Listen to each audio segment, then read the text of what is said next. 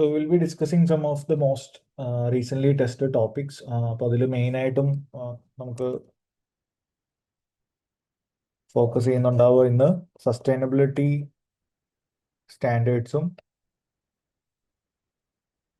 അതേപോലെ തന്നെ IFRS 18 ആണ്. ബിക്കോസ് ലാസ്റ്റ് 2 അറ്റംപ്റ്റ്സ് ആയിട്ട് ഓൾമോസ്റ്റ് ഒരു 20 മാർക്സ് നിയർലി 15 to 20 മാർക്സിന് ചോദിച്ച 2 ഏരിയ ആണ്. So we have to be little careful on this 2 areas. അപ്പോൾ നമുക്ക് ഫസ്റ്റ് സസ്റ്റൈനബിലിറ്റി റിപ്പോർട്ട്സ് ഒന്ന് നോക്കാം.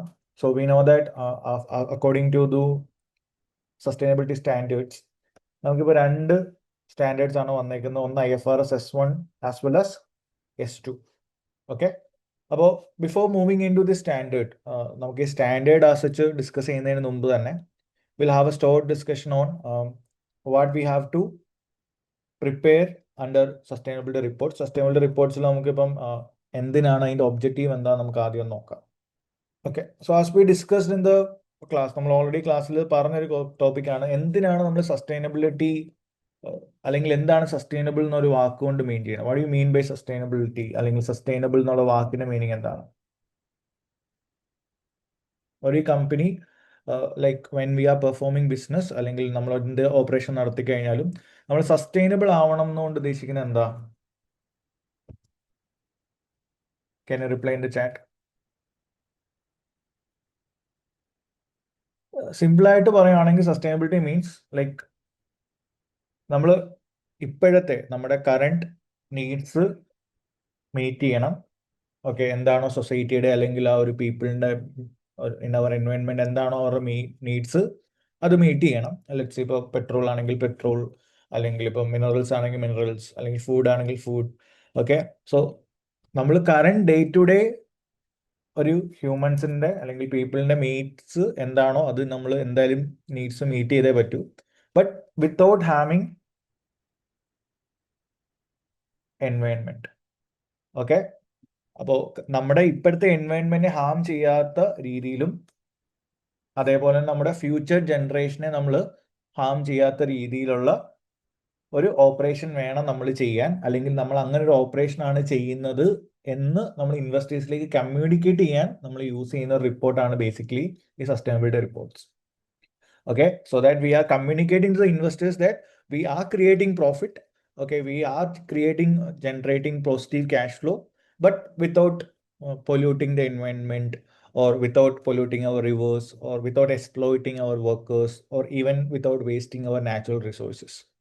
അപ്പോൾ ഇതിനെ നമുക്ക് കമ്മ്യൂണിക്കേറ്റ് ചെയ്യാൻ ഒരു പ്രോപ്പർ സ്റ്റാൻഡേർഡ് വേണം. അതിനാണ് we have S1 and S2 എന്ന് പറഞ്ഞ് ഒരു whenever we prepare any kind of report, there should be some kind of comparability, understandability, ഇങ്ങനത്തെ നമ്മൾ FS പ്രിപ്പയർ ചെയ്യുന്ന പോലെ തന്നെ ഒരു സെയിം സ്റ്റാൻഡേർഡ് സസ്റ്റൈനബിൾ റിപ്പോർട്ട്സിലും ക്രിയേറ്റ് ചെയ്യാൻ വേണ്ടിയിട്ടാണ് നമ്മൾ എന്ത് കൊണ്ടുവന്നത്? We have created this 2 standards. അപ്പോൾ സസ്റ്റൈനബിലിറ്റി എന്താണെന്നുള്ളത് ക്ലിയർ ആണല്ലോ? That part is clear everyone? Yes. Now എന്തിനാണ് companies, why every company should focus on sustainability? The first part is very simple. That is, എന്തുകൊണ്ട് നിങ്ങൾ സസ്റ്റൈനബിൾ ആവണം എന്ന് ചോദിച്ചു കഴിഞ്ഞാൽ it is the right thing to do. Okay, so morally we are doing the right thing which is favouring our society and future ജനറേഷന് കമ്പനീസിന് കാണിക്കണം. അപ്പോൾ കമ്പനി ഫോക്കസ് ചെയ്യുന്ന സസ്റ്റൈനബിലിറ്റീനെ എന്തിന് ഫോക്കസ് ചെയ്യുന്ന ഒരു സിമ്പിൾ ക്വസ്റ്റ്യൻ ചോദിച്ചു കഴിഞ്ഞാൽ അതിൻ്റെ ഫസ്റ്റ് റീസൺ വരിക like as ethically it's a moral thing to do for our society. അതുകൊണ്ട് നമ്മൾ എന്ത് ചെയ്യണം? സസ്റ്റൈനബിൾ ആവണം എന്നുള്ളതാണ് ഫസ്റ്റ് റീസൺ. ഓക്കെ, ദെൻ ഈ ഒരു ഡിസ്കഷൻ ഞാൻ കംപ്ലീറ്റ്ലി പറയുന്നത് നിങ്ങൾക്ക് എക്സാമിന് ക്വസ്റ്റ്യൻസ് വരുമ്പോഴും മിക്കവാറും ക്വസ്റ്റ്യൻ വരുന്നുണ്ടാവുക എന്തെങ്കിലും ഒരു kind of petrol car manufacturing കമ്പനീസിനോ അല്ലെങ്കിൽ എൻവയോൺമെന്റിനെ ഹാം ചെയ്യുന്ന രീതിയിൽ എന്തെങ്കിലും ഒരു ഓപ്പറേഷൻ ആയിരിക്കും നമ്മൾ ചെയ്യുന്നുണ്ടാവുക. അപ്പോൾ in that scenario why does that company should prepare sustainability reports എന്നുള്ള രീതിയിലായിരിക്കും ക്വസ്റ്റ്യൻ വരുന്നത്. എന്തൊക്കെ അഡ്വാൻറ്റേജ് ആയിരിക്കും അവർക്ക് കിട്ടുന്നത് എന്നുള്ളത്. അപ്പോൾ അതിന് ജനറലി കുറച്ച് പോയിന്റ്സ് നിങ്ങൾക്ക് എഴുതാൻ പറ്റണം. അതുകൊണ്ടാണ് ഞാൻ സെപ്പറേറ്റ് സെക്ഷനായിട്ട് ഇത് എടുക്കുന്നത്. അപ്പോൾ ഫസ്റ്റ് റീസൺ നമുക്ക് പറയാൻ പറ്റുന്നത് company should focus on sustainability. The first reason is to make sure it is ethical thing to do. Another factor is like obviously നമ്മൾ ഈ പറഞ്ഞ സസ്റ്റൈനബിലിറ്റി ഗൈഡ് ലൈൻസ് ഫോളോ ചെയ്യുന്ന സമയത്ത് നമുക്ക് ഗവൺമെന്റ് സൈഡിൽ നിന്ന് എന്ത് കിട്ടാൻ സാധ്യതയുണ്ട്? We can get some support. Okay, that support means in the form of grants ആവാം, അല്ലെങ്കിൽ എന്തെങ്കിലും കൈൻഡ് ഓഫ് ടാക്സ് ബെനിഫിറ്റ്സ് ആവാം. Okay, and companies who does sustainable projects, government will prefer such companies more compared to other companies. Sustainability related projects ആണ്. Let's say നിങ്ങൾ solar energy produce ചെയ്യുന്ന ഒരു കമ്പനിയാണ്, അല്ലെങ്കിൽ സോളാർ യൂസ് ചെയ്ത് work ചെയ്യുന്ന ഒരു കമ്പനി ആണെങ്കിൽ such kind of companies government സൈഡിൽ നിന്ന് കൂടുതൽ സപ്പോർട്ട് കിട്ടാൻ സാധ്യതയുണ്ട്. അപ്പോൾ ഒന്ന് എത്തിക്കൽ തിങ് ആയതുകൊണ്ടാണ് ഒരു factor. Second factor is like to get the government support. And most importantly നമുക്ക് കിട്ടുന്ന ഒരു വേറൊരു അഡ്വാൻറ്റേജ് എന്ന് പറഞ്ഞു കഴിഞ്ഞാൽ നമ്മുടെ കമ്പനിക്ക് ഒരു റെപ്യൂട്ടേഷണൽ ഡാമേജ് ഉണ്ടാവാനുള്ള സാധ്യത അവിടെ കുറവായിരിക്കും. Okay, we are not getting any sort of reputational damage. അപ്പോൾ നമുക്ക് ഇത്രയൂടെ നമ്മുടെ ബ്രാൻഡ് നെയിം ഒക്കെ എലവേറ്റ് ചെയ്യാൻ പറ്റും. ഓക്കെ, നമ്മുടെ കമ്പനിയുടെ ഗുഡ് വിൽ അല്ലെങ്കിൽ ഇമേജ് ഇൻ ദ മാർക്കറ്റ് ഇത്രയൂടെ എലവേറ്റ് ചെയ്യാൻ പറ്റും. Okay, this company is actually thinking about future generation എന്നൊരു ഫീൽ നമുക്ക് ക്രിയേറ്റ് ചെയ്യാം.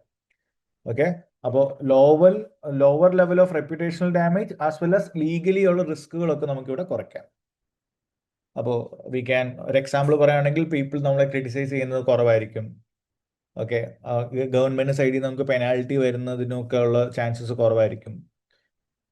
ഫൈൻ. അപ്പോൾ ഇതൊക്കെയാണ് ഒരു other advantage of creating sustainable report. So we discuss 3 different parts. Ethical ആവുക, ഗവൺമെന്റ് സപ്പോർട്ട് ഉണ്ട്, then lower level of reputational damage. Then another important factor is like ഈ sustainability പ്രൊഡക്ട്സിന്റെ ഡിമാൻഡ് ഇപ്പോൾ മാർക്കറ്റ്സിൽ നല്ല രീതിയിൽ ഗ്രോ ആവുന്നുണ്ട്. ഓക്കെ, നമുക്കിപ്പം generally in terms of car നോക്കിക്കഴിഞ്ഞാൽ അറിയാം, ഇപ്പോൾ EV vehicles is getting promoted a lot. Why? Because it is not using petrol. അപ്പോൾ എൻവയൺമെന്റ് രീതി നോക്കുവാണെങ്കിൽ പൊല്യൂഷൻസ് വരുന്നില്ല. At the same time petrol എന്ന് പറയുന്ന മില്ലറിന്റെ ഒരു ഓവർ എക്സ്പ്ലോയിറ്റേഷൻ അവിടെ വരുന്നില്ല. Okay, so in that scenario ഒരു എക്കോ ഫ്രണ്ട്ലി പ്രൊഡക്ട്സിന് എപ്പോഴും ഇപ്പോൾ ഒരു ഡിമാൻഡ് കൂടുതലാണ്. അപ്പോൾ നമ്മൾ സസ്റ്റൈനബിൾ പ്രൊഡക്ട്സ് ആണ് പ്രൊഡ്യൂസ് ചെയ്യുന്നതെങ്കിൽ അതിന്റെ ഡിമാൻഡ് കൂടുന്നു എന്നുള്ളത് ഒരു അഡ്വാൻറ്റേജ് ആണ് ഒരു കമ്പനിക്ക്. Is it clear everyone? And most importantly ഇതിനേക്കാളിലും ഒക്കെ അപ്പുറം സസ്റ്റൈനബിൾ റിപ്പോർട്ട്സ് നമ്മൾ ക്രിയേറ്റ് ചെയ്യുന്നതുകൊണ്ട് ഏറ്റവും കൂടുതൽ അട്രാക്ട് ആവുന്ന ആരായിരിക്കും? ഇൻവെസ്റ്റേഴ്സ് ആയിരിക്കും. Because unlike our traditional investors who will just look in to profit. Okay, ഇപ്പോൾ ഒരു കോറി ഉണ്ട്, അവിടുന്ന് കുറച്ച് പ്രോഫിറ്റ് ക്രിയേറ്റ് ചെയ്യണം എന്നുള്ളൊരു മൈൻഡ് സെറ്റ് ഒക്കെ ഉള്ളവരിൽ നിന്ന് മാറി nowadays people start thinking like how to build a hygienic product. Okay, how to build a healthy product. Okay, അല്ലെങ്കിൽ വെജിറ്റബിൾ ആയിട്ടുള്ള വീഗൻ അല്ലെങ്കിൽ ഓപ്ഷൻസ് ഉള്ള സെനാരിയോസ് ഉണ്ട്. ഇതൊക്കെ നമ്മൾ in a way we are trying to give a protection to our existing generations as well as future generation. അപ്പോൾ investors അതിപ്പോൾ care ചെയ്യുന്നുണ്ട്. നിങ്ങൾ എന്തെങ്കിലും ആനിമലിൻ്റെ എന്തെങ്കിലും സ്കിന്നോ കാര്യങ്ങളോ ഇവിടെ ഈ പർട്ടിക്കുലർ ക്ലോത്തിങ് മെറ്റീരിയൽ യൂസ് ചെയ്യുന്നുണ്ടോ? അപ്പോൾ അതൊക്കെ ഇപ്പോൾ കൺസേൺ ആണ്. പണ്ട് അതൊക്കെ ഒരു കൈൻഡ് ഓഫ് ഒരു ക്രെഡിറ്റ് ആയിട്ട് കൊണ്ടു നടന്നതൊക്കെ ഇപ്പോൾ it's kind of more concerning for even for the customers as well as for the investors. കാരണം എന്തെങ്കിലും രീതിയിൽ അങ്ങനെ ഒരു അലിഗേഷൻ വന്നു കഴിഞ്ഞാൽ അത് കമ്പനിയുടെ മൊത്തം റെപ്യൂട്ടേഷനെ അത് എഫക്ട് ചെയ്യും. We may lose our customers. Even as an investor I will lose my money there. അപ്പോൾ ഇൻവെസ്റ്റേഴ്സും വളരെ കൺസേൺഡ് ആണ് നിങ്ങളുടെ പ്രൊജക്ടിന്റെ എൻവയൺമെന്റൽ ഇമ്പാക്ട് എന്താണ്, how you are treating your employees, or do you have any separate social responsibility, CSR activities നിങ്ങൾ ചെയ്യാറുണ്ടോ? Okay, so they are not focusing on our short term profit. In long term കമ്പനിക്ക് sustain ചെയ്യാൻ പറ്റണമെന്നുണ്ടെങ്കിൽ ഇൻവെസ്റ്റേഴ്സിനും അറിയാം ഈ പറഞ്ഞ കാര്യങ്ങൾ നിങ്ങൾ ചെയ്യണമെന്നുള്ളത്. അപ്പോൾ സസ്റ്റൈനബിൾ റിപ്പോർട്ട്സ് ക്രിയേറ്റ് ചെയ്യുന്നത് വഴി ഓൾമോസ്റ്റ് ഈ 5 ഇമ്പോർട്ടൻറ്റ് ഫാക്ടേഴ്സ് ആണ് നമ്മൾ കൺസിഡർ ചെയ്യുന്നത്. That is, we are showing like we have an ethics, we have a commitment to the society. Automatically, we can expect government support and lower reputational damage and legal risk. Then sustainability products in the demand such whole grow cheyuvanu, and investors are also changing. Their mindsets are also changing. Rather than focusing on profit, they also want to create an environmental impact. Clear ആണോ? അപ്പോൾ ഇൻവെസ്റ്റേഴ്സിനെ attract ചെയ്യുക എന്നുള്ളതാണ് ultimately ഈ reports create ചെയ്യുന്നതുകൊണ്ട് ഏറ്റവും വലിയൊരു advantage. അപ്പോൾ sustainable reports they will give a report about how the companies actions are affecting our environment, social responsibility ഉണ്ടോ, നമ്മൾ ഗവർണൻസ് പ്രാക്ടീസ് എന്തൊക്കെയാണ് അതിന് വേണ്ടി ഫോളോ ചെയ്യുന്നത്, അതിന് സ്പെസിഫിക് ആയിട്ട് കമ്പനി എന്തെങ്കിലും പൈസ ഇൻവെസ്റ്റ് ചെയ്യുന്നുണ്ടോ, ഇതൊക്കെ നമുക്ക് കമ്മ്യൂണിക്കേറ്റ് ചെയ്യാൻ പറ്റുന്ന റിപ്പോർട്ടാണ് എന്തെന്ന് പറയുന്നത് sustainability reports. Is that clear everyone?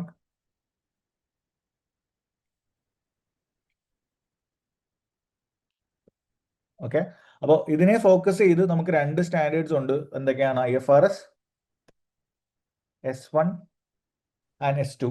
അപ്പോൾ S1ൽ എന്താണ് അവർ ചെയ്യുന്നതെന്ന് പറഞ്ഞാൽ S1 simply explain sustainability related informations ആണ്. പക്ഷെ ഒരു ജനറൽ ഇൻഫർമേഷൻസ് ആണ് നമ്മൾ എവിടെ ഡിസ്ക്ലോസ് ചെയ്യാറുള്ളത്? S1ൽ ഫോക്കസ് ചെയ്യാം. We are only focusing on the general information. General information means not specifically in to climate. Climate നമുക്ക് S2ൽ വരും.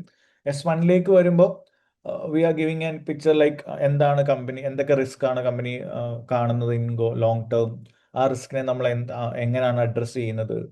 V have a proper team inside our company to look after this things. How often we conduct meetings to address this issues. അപ്പോൾ ഇതൊക്കെയാണ് S1ൽ നമ്മൾ പറയുന്നത്. So in S1 and S2 V have A content structure. നമ്മുടെ S1ലും S2ലും നമ്മൾ disclose ചെയ്യുന്ന കാര്യങ്ങൾക്ക് ഒരു structure ഉണ്ട്. So first one will discuss about the process. എന്തൊക്കെ പ്രോസസ് ആണ് നമ്മുടെ കമ്പനിയിൽ അല്ലെങ്കിൽ സിസ്റ്റംസ് ആണ് ബിൽഡ് ചെയ്തേക്കുന്നത് ടു പ്രൊമോട്ട് സസ്റ്റൈനബിലിറ്റി ഫാക്ടേഴ്സ് നമ്മൾ പറയും. So that is what we are dealing under the governance area. Then to meet the sustainability related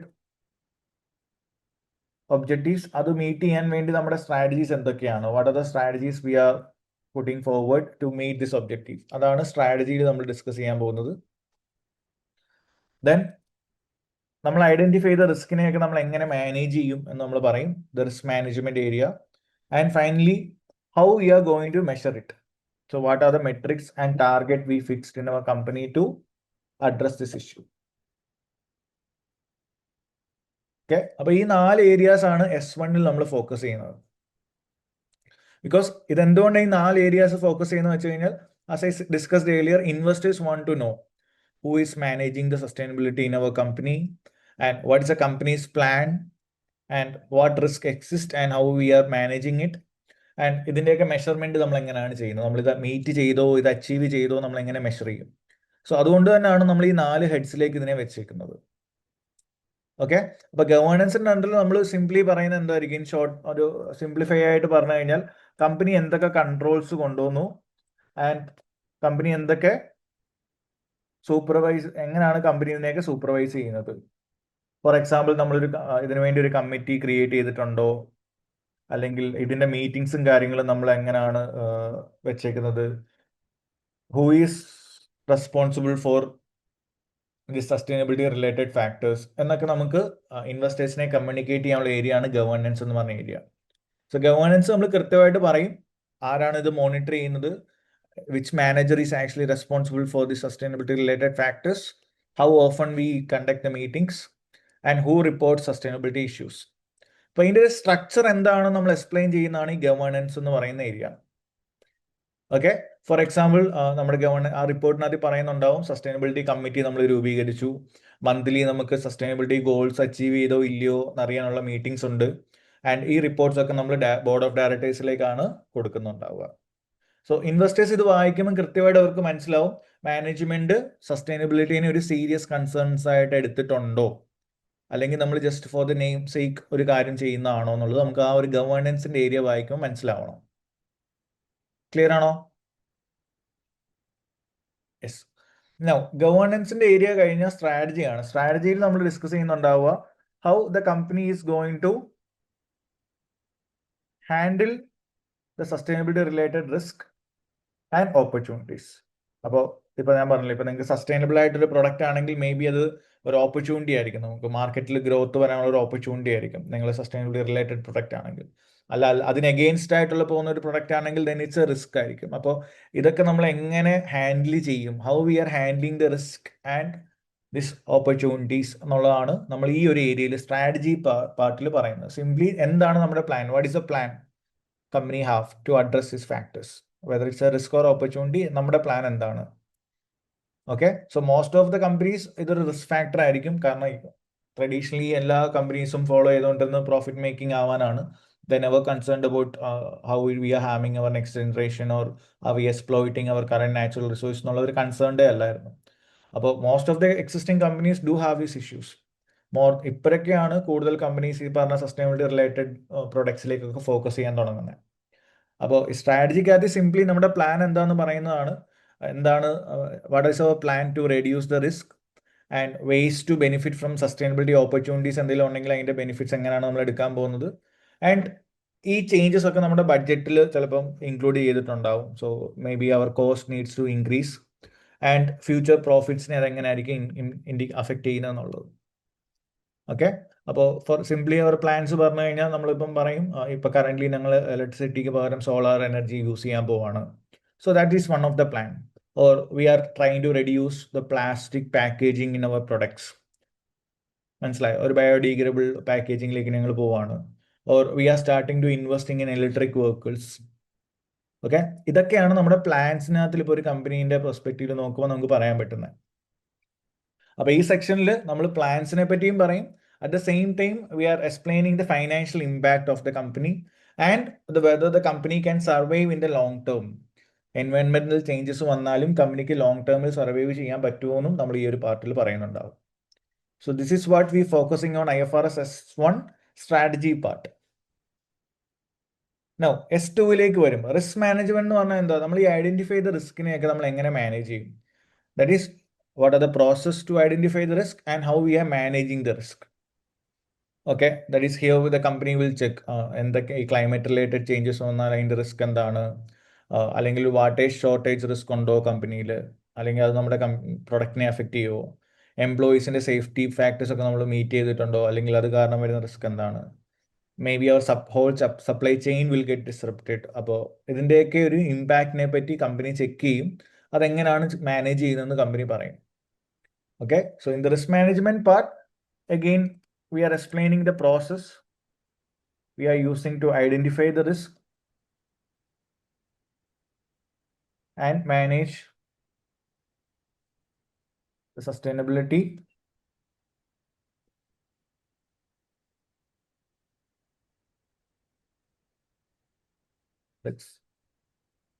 That is എങ്ങനെയാണ് അവർ ഈ റിസ്ക് ഐഡന്റിഫൈ ചെയ്യുന്നതെന്നും how serious this risk are ആൻഡ് ഇതിൻ്റെ probability എത്രത്തോളം frequently ഈ റിസ്ക് നമ്മളെ അഫക്റ്റ് ചെയ്യാം, എന്തൊക്കെ ഡേറ്റാസ് യൂസ് ചെയ്താണ് നമ്മൾ ഈ റിസ്ക് അനലൈസ് ചെയ്തത്. അപ്പോൾ ഇതൊക്കെയാണ് നമ്മൾ ഈ റിസ്ക് മാനേജ്മെന്റ് എന്ന് പറയുന്ന ഒരു ഏരിയയിൽ ഡിസ്കസ് ചെയ്യുന്നുണ്ടാവുക. So then it creates a plan to reduce the risk. അപ്പം റിസ്ക് ഐഡന്റിഫൈ ചെയ്ത് കഴിഞ്ഞാൽ ദെൻ അതിനൊരു പ്ലാനും നമ്മൾ ക്രിയേറ്റ് ചെയ്യും ഈ റിസ്ക് റെഡ്യൂസ് ചെയ്യുന്നതിന് വേണ്ടിയിട്ട്. And last and final part, ഇതൊക്കെ നമ്മൾ ജസ്റ്റ് പറഞ്ഞാൽ പോരല്ലോ, ഇതൊക്കെ നമ്മൾ എങ്ങനെ ചെക്ക് ചെയ്യും, അത് ഈ ടാർഗറ്റ്സ് എന്താണ് കമ്പനി വെച്ചേക്കുന്നതെന്ന് അറിയണം. സോ മെട്രിക്സ് ആൻഡ് ടാർഗറ്റ്സ് എന്ന് പറയുമ്പോൾ ഫോർ എക്സാമ്പിൾ നമുക്ക് പറയാം percentage of renewable energy that we use. Okay, അല്ലെങ്കിൽ പെർസെൻറ്റേജ് ഓഫ് റീസൈക്കിളബിൾ പാക്കേജിങ് എത്ര ഉണ്ട്, പ്ലാസ്റ്റിക് പാക്കേജ് മാറ്റിയിട്ട് റീസൈക്കിളബിൾ ആയിട്ടുള്ള പാക്കേജിങ് നമ്മൾ എത്രത്തോളം പ്രൊമോട്ട് ചെയ്യുന്നുണ്ട്. Okay, what are the companies plan to reduce the carbon emission. Okay, then diversity ratios. ഇതൊക്കെ ആയിരിക്കും factors or metrics or target mostly എല്ലാ കമ്പനിയും വെക്കുന്നുണ്ട്. അല്ലെങ്കിൽ the percentage of money spend on sustainability projects. So these are the metrics or targets that we are actually keeping here. Clear ആണോ? So maybe നമ്മുടെ target carbon emission reduce ചെയ്യണം 50% in 5 years എന്നുള്ള ആവാം. Okay, അപ്പോൾ അല്ലെങ്കിൽ അതിൻ്റെ matrix വെച്ച് നമ്മൾ പറയുകയാണ് അപ്പോൾ ഔട്ട് ഓഫ് 50 ആണ് നമ്മുടെ ടാർഗറ്റ് 5 yearsനുള്ളിൽ. So this year we have completed 12% reduction കൊണ്ടുവന്നു, അല്ലെങ്കിൽ 15% റിഡക്ഷൻ കൊണ്ടുവന്നു.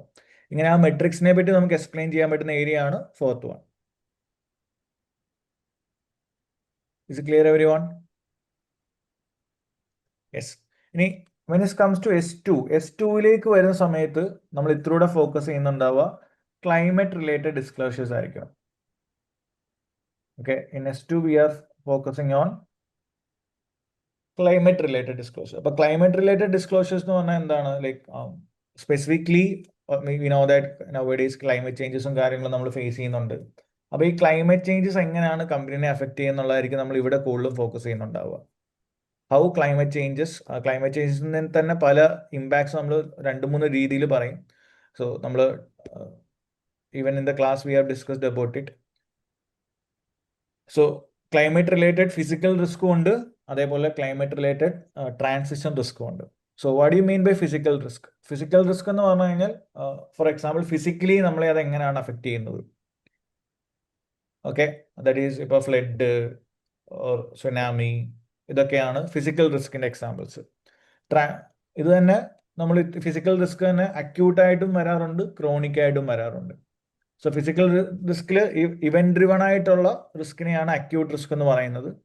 ഈ ഫിസിക്കൽ റിസ്കിൽ തന്നെ ലോങ് ടേമിൽ നമ്മളെ എഫക്ട് ചെയ്യുന്ന റിസ്ക് ഉണ്ട്, that is rising sea level, okay, അല്ലെങ്കിൽ drought, poor harvest or growing conditions. ഇതൊക്കെയാണ് നമുക്കൊരു ഫിസിക്കൽ റിസ്കിൽ പറയാൻ പറ്റുന്ന example. Then climate related risk തന്നെ ട്രാൻസിഷൻ റിസ്ക് എന്ന് പറഞ്ഞു കഴിഞ്ഞാൽ ഓവർ ദ ടൈം, ഇപ്പോൾ ലോവർ കാർബൺ എക്കോണമി. സോ എന്തൊക്കെ പോളിസീസാണ് നമ്മൾ അതിനു വേണ്ടി ചെയ്തിട്ടുണ്ട്, ഒരു ഫുള്ളി ലോ കാർബൺ എക്കോണമി കൊണ്ടുവരാൻ വേണ്ടിയിട്ട് നമ്മൾ എന്തൊക്കെ കാര്യങ്ങൾ ചെയ്യുന്നുണ്ട്. So this are the factors we are mainly focusing on S2. അപ്പോൾ S2ലേക്ക് വരുന്ന സമയത്ത് S2 ഇത്രയുടെ ഒരു ക്ലൈമറ്റ് റിലേറ്റഡ് ഏരിയ ആണ്. അപ്പോൾ ആ ക്ലൈമറ്റ് റിലേറ്റഡ് ഏരിയയിൽ തന്നെ നിങ്ങൾ ഓർത്തിരിക്കുക, there are 2 type of risk. എന്തൊക്കെയാണ്? ക്ലൈമറ്റ് റിലേറ്റഡ് ഫിസിക്കൽ റിസ്ക്കും ഉണ്ട്, അതേപോലെ തന്നെ ക്ലൈമറ്റ് റിലേറ്റഡ് ട്രാൻസിഷൻ റിസ്ക്കും ഉണ്ട്. So there is physical risk and transition risk. ഇതിൽ തന്നെ ഫിസിക്കൽ റിസ്കിൽ തന്നെ 2 ടൈപ്പ് റിസ്ക് വരാം. അക്യൂട്ട് റിസ്ക് ഉണ്ട്, അതേപോലെ തന്നെ ക്രോണിക് റിസ്ക്കും ഉണ്ട്. ഓക്കെ, തമ്മിലുള്ള വ്യത്യാസം എന്ന് അക്യൂട്ട് റിസ്ക് മീൻസ് ഒരു ഇവന്റ് ഡ്രിവൺ ആണ്. അക്യൂട്ട് റിസ്ക് എന്ന് പറഞ്ഞു കഴിഞ്ഞാൽ ദാറ്റ് ഈസ് ഒരു സുനാമി അല്ലെങ്കിൽ വൈൽഡ് ഫയർ, ഇതൊക്കെയാണ് ഫ്ലഡ്, ഇതൊക്കെയാണ് അക്യൂട്ട് റിസ്ക്, ഇവന്റ് ഡ്രിവൺ ആയിട്ടുള്ള റിസ്കുകൾ. അപ്പോൾ അത് എത്രത്തോളം വരാൻ ചാൻസ് ഉണ്ട്, അത് നമ്മളെ എങ്ങനെ അഫക്റ്റ് ചെയ്യും.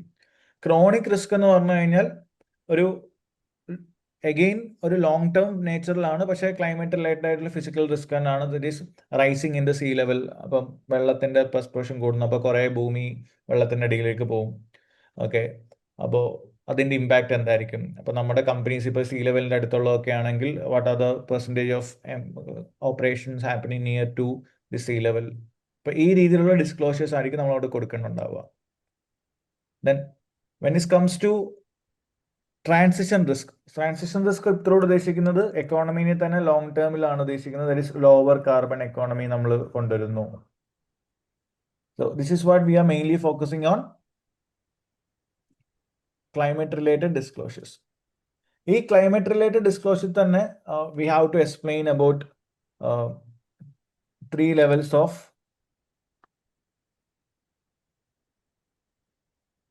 Carbon emissions. ഓക്കെ, സോ ചില ക്വസ്റ്റ്യൻസിനകത്ത് അത് ഫോക്കസ് ചെയ്യാനുണ്ട്. അപ്പോൾ 3 ലെവൽസ് ഓഫ് കാർബൺ എമിഷൻ എന്ന് പറഞ്ഞു കഴിഞ്ഞാൽ അത് ലെവൽ 1 ഉദ്ദേശിക്കുന്നത് ഡയറക്റ്റ് എമിഷൻസ് ആണ്. സോ ഡയറക്റ്റ് എമിഷൻ എന്ന് പറഞ്ഞു കഴിഞ്ഞാൽ നമ്മൾ ഓപ്പറേഷൻ നമ്മൾ എന്താണോ ചെയ്യുന്നത് ആ ഓപ്പറേഷനിൽ നിന്ന് ഡയറക്ട്ലി പോകുന്ന എമിഷൻസ്. സോ ഡയറക്ട്ലി പോകുന്ന എമിഷൻ എന്ന് പറഞ്ഞു കഴിഞ്ഞാൽ let's say if you R A petrol or call manufacturing industry ആണെങ്കിൽ അവിടെ ഡയറക്ട്ലി നിങ്ങളൊരു മാനുഫാക്ചർ ചെയ്യുന്ന സമയത്ത് നമ്മുടെ ഫണൽസിൽ കൂടെ പോകുന്ന എമിഷൻസ് ഉണ്ടല്ലോ, അതിനെയാണ് നമ്മൾ ഡയറക്റ്റ് എമിഷൻ എന്ന് പറയുന്നത്. ഓക്കെ, സോ ഇത് ലെവൽ 1 അല്ലെങ്കിൽ സ്കോപ്പ് 1 എന്ന് പറയാം. സ്കോപ്പ് 1 എമിഷൻ എന്ന് ഉദ്ദേശിക്കുന്നത് ഇതാണ്, എത്ര പെർസെൻറ്റേജ് ഡയറക്റ്റ് എമിഷൻ നമ്മൾ ചെയ്യുന്നുണ്ട്, ഡയറക്ട്ലി കമ്പനി തന്നെ എത്ര എമിഷൻസ് കൊടുക്കുന്നുണ്ട്, അപ്പോൾ നമ്മൾ ഡിസ്ക്ലോസ് ചെയ്യണം.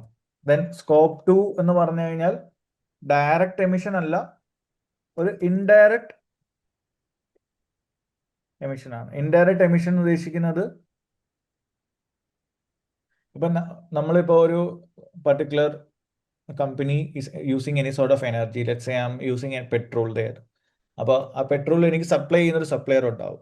അപ്പോൾ പുള്ളി ഓട്ടോമാറ്റിക്കലി ഇത് പ്രൊഡ്യൂസ് ചെയ്യുന്ന സമയത്ത് എൻവയൺമെന്റിലേക്ക് കുറച്ച് കാർബൺ ലെവൽ എമിഷൻ വരുന്നുണ്ട്, കാർബൺ എമിഷൻസ് നടക്കുന്നുണ്ട്. അപ്പോൾ നോട്ട് ഡയറക്ട്ലി ഞാൻ തന്നെ പ്രൊഡ്യൂസ് ചെയ്യുന്നതല്ല. ലെറ്റ്സ് സേ ഞാൻ കമ്പനി എ ആണ്, കമ്പനി ബിയിൽ നിന്നാണ് ഞാൻ ഈ പറഞ്ഞ ഒരു പെട്രോൾ എന്ന് പറയുന്ന സാധനം പ്രൊഡക്റ്റ് എടുക്കുന്നത്. അപ്പോൾ company B who is emitting that emission, അതിന് ഞാനും ഓട്ടോമാറ്റിക്കലി റീസൺ ആവുകയാണ്. ഓക്കെ, സോ ഇതിനെയാണ് നമ്മൾ ലെവൽ 2 എന്ന് പറയുന്നത്. അപ്പോൾ ലെവൽ 2 ഒരു ഇൻഡയറക്റ്റ് എനർജി എമിഷൻ ആണ്, which is emission which is from purchased resources.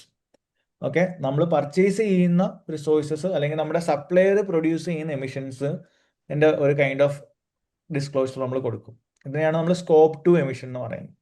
Then scope 3 ഇത്രയോടെ ഒരു കോംപ്ലിക്കേറ്റഡ് ആയിട്ടുള്ള ഡിസ്ക്ലോഷർ ആണ്, which is completely in our value chain.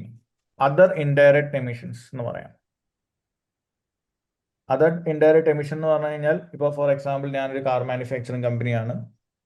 ഞാൻ ഈ കാർ സെല്ല് ചെയ്യുന്നു, ഒരു പെട്രോൾ കാറാണ് ഞാൻ സെല്ല് ചെയ്യുന്നതെങ്കിൽ എൻ്റെ കസ്റ്റമർ ഇനി ഈ കാർ യൂസ് ചെയ്യുന്ന സമയത്ത് പെട്രോൾ കാർ ആകുമ്പോൾ ഒഫീഷ്യലി അതിൽ നിന്ന് എന്ത് വരും, എമിഷൻസ് വരും അല്ലേ. അപ്പോൾ അതിന് ഞാൻ റെസ്പോൺസിബിൾ ആണ്. അപ്പോൾ നമ്മുടെ വാല്യൂ ചെയിനകത്തിൽ ഉള്ള സപ്ലയർ ആവാം, കസ്റ്റമേഴ്സ് ആവാം, ഇവരൊക്കെ ഒരു ഇൻഡയറക്ട്ലി നമ്മൾ അതിൻ്റെ പാർട്ട് ആവുന്നു എന്നുള്ളതാണ് നമ്മുടെ ഇവിടുത്തെ ഒരു assumption. So it can include our suppliers, അല്ലെങ്കിൽ നമ്മുടെ പ്രൊഡക്റ്റ് ട്രാൻസ്പോർട്ട് ചെയ്യുന്ന സമയത്ത് ഉള്ള സിറ്റുവേഷൻ ആവാം. Let say if company who is like Amazon or Flipkart, നിങ്ങളുടെ പ്രൊഡക്ട്സ് ഡെലിവറി ചെയ്യുന്നത് ഡെലിവറി ബോയ്സ് ത്രൂ ആണ്. അപ്പോൾ delivery boys are actually using car or any sort of petrol related vehicles ആണെങ്കിൽ അവിടെ നമുക്ക് എന്ത് വരും, എമിഷൻസിന് നമ്മൾ വീണ്ടും ഒരു പാർട്ട് ആവുകയാണ്. അപ്പോൾ അങ്ങനത്തെ ഒരു കൈൻഡ് ഓഫ് ഒരു ഹയർ ലെവലിലുള്ള ഡിസ്ക്ലോഷർ ആണ് സ്കോപ്പ് 3. ഇപ്പൊ നോർമലി സസ്റ്റൈനബിൾ റിപ്പോർട്ട്സിലേക്ക് നോർമലി കമ്പനി കയറുന്ന സമയത്ത് ലെവൽ 1 ആൻഡ് ലെവൽ 2 മാത്രമാണ് നമുക്ക് ഇപ്പോൾ ആസ് ഓഫ് നൗ ഡിസ്ക്ലോസ് ചെയ്യേണ്ടി വരിക. ഒരു first year of sustainability reporting ഒക്കെ വരുന്ന സമയത്ത് ലെവൽ 1 ലെവൽ 2 ചെയ്താൽ മതി, അല്ലെങ്കിൽ സ്കോപ്പ് 1 സ്കോപ്പ് 2 ചെയ്താൽ മതി. Scope 3 is actually exempted.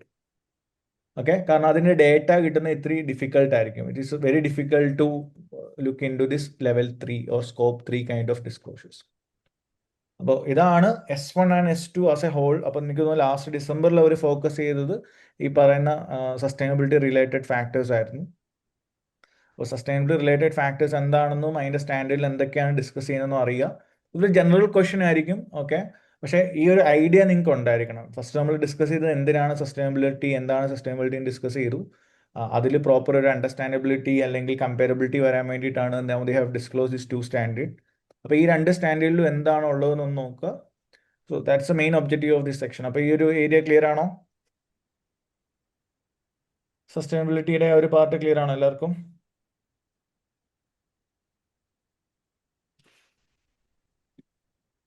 Okay, ഇതിൽ തന്നെ ചില ക്വസ്റ്റ്യൻസിനകത്ത് ഈ കാർബൺ ക്രെഡിറ്റ്സിനെ പറ്റിയിട്ടൊക്കെ പറയും. സോ മേ ബി ആ ടേം ഒന്ന് യൂസ് ടു ആയിരിക്കുക. So what is carbon credits? എന്താണ് ഈ കാർബൺ ക്രെഡിറ്റ്സ് എന്ന് പറഞ്ഞു കഴിഞ്ഞാൽ? How you heard about this rates, carbon credits?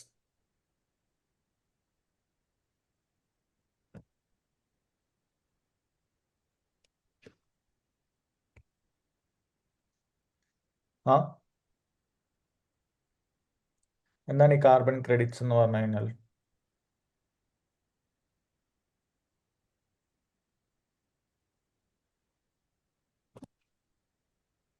ഇപ്പൊ നിങ്ങളിപ്പോ ഒരു കമ്പനിയാണ് who's using solar energy. So automatically നിങ്ങൾ എമിറ്റ് ചെയ്യുന്ന പൊല്യൂഷൻ എന്തായിരിക്കും? ലോവർ ആയിരിക്കും compared to a company who is producing like petrol or any sort of oil. Okay, so in that scenario നിങ്ങൾ company solar energy use ചെയ്യുന്നത് കൊണ്ട് തന്നെ ഇപ്പോൾ ഒരു ഇന്ത്യൻ സെനാരിയോയിൽ പറയുകയാണെങ്കിൽ you have allotted 100 tons of carbon credits ആണ് ഒരാൾക്ക് ലിമിറ്റ് വെച്ചേക്കുന്നത്. സോ 100 ടൺ ക്രെഡിറ്റ്സ് എന്ന് പറയുന്നത് നിങ്ങൾക്ക് തരുന്നത് എന്തിനാണ്? ബിക്കോസ് നിങ്ങൾ ഗവൺമെന്റ് എൻവയോൺമെന്റിനെ ഹാം ചെയ്യുന്നില്ല, നിങ്ങൾ ഗ്രീൻ ഹൗസ് ഗ്യാസ് ആണ് അവിടെ പ്രൊഡ്യൂസ് ചെയ്യുന്നത് എന്നുള്ള രീതിയിലായിരിക്കും നിങ്ങൾക്ക് എന്ത് വരുന്നുണ്ടാവുക, ഈ ക്രെഡിറ്റ്സ് വരുന്നുണ്ടാവുക. അപ്പോൾ ഒരു 1 ton is equal to 1 credit പോലായിരിക്കും. അങ്ങനെ മാക്സിമം നിങ്ങൾക്ക് 100 ക്രെഡിറ്റ്സ് വരും. ഓക്കെ, സോ ഈ credits sometimes you can sell. നിങ്ങൾക്ക് യൂസ് ചെയ്തിട്ട് any credits which is left over after our usage, ഇത് നമുക്ക് എന്ത് ചെയ്യാം? We can sell these credits to other company. അപ്പോൾ കാർബൺ എമിഷൻ കൂടുതലായിട്ടും ചെയ്യുന്ന കമ്പനിക്ക് ഒരു ലിമിറ്റേഷൻ ഉണ്ട്. 100 ടൺ മാത്രമേ എമിറ്റ് ചെയ്യാന്നുള്ളതുകൊണ്ട്. Let's say instead of 100 if they are emitting 120, then they have to either invest in those solar energy projects or greenhouse projects. അത് ചെയ്യാൻ പറ്റിയില്ലെങ്കിൽ പകരം അവർക്ക് എന്ത് ചെയ്യാം? They can buy carbon credits from us. Okay, അപ്പോൾ നൗഡേയ്സ് ഒരു നെക്സ്റ്റ് ജനറേഷനിലോട്ട് വരുന്ന സമയത്ത് നിങ്ങൾക്ക് ഇപ്പം നല്ല എൻവയോൺമെന്റിനെ ഹാം ചെയ്യാത്ത രീതിയിലുള്ള കുറേ ലാൻഡും കാര്യങ്ങളും ഒക്കെ ഉണ്ടെങ്കിൽ ആ ഗ്രീൻ ഹൗസ് റിലേറ്റഡ് ആയിട്ടുള്ള പ്രൊജക്ട്സ് ആണ് നിങ്ങൾ ഇൻവെസ്റ്റ് ചെയ്യുന്നുണ്ടെങ്കിൽ we can convert that projects into carbon credits. അപ്പോൾ കാർബൺ ക്രെഡിറ്റ്സ് ഇപ്പോൾ ഒരു ഇന്ത്യൻ മാർക്കറ്റ് വോളണ്ടറി മാർക്കറ്റ് ആണ്, ബട്ട് സ്റ്റിൽ പറയുവാണെങ്കിൽ ഏകദേശം ഒരു ₹500 to 4,000 വരെയൊക്കെ ഒരു ക്രെഡിറ്റ്സിന് ഇപ്പോൾ ഉണ്ട് ഇന്ത്യൻ മാർക്കറ്റ് സെനറിയിൽ പറയുകയാണെങ്കിൽ. If you consider European market will can be around €70 to €80 ഒക്കെ for per ton of carbon credits കിട്ടാറുണ്ട്. അപ്പോൾ കാർബൺ ക്രെഡിറ്റ്സിൻ്റെ ഒരു പോയിന്റ് വന്നു കഴിഞ്ഞാൽ ബേസിക്കലി യു ഷുഡ് അണ്ടർസ്റ്റാൻഡ് എന്താണ് കാർബൺ ക്രെഡിറ്റ്സ് എന്ന് അറിഞ്ഞിരിക്കുക.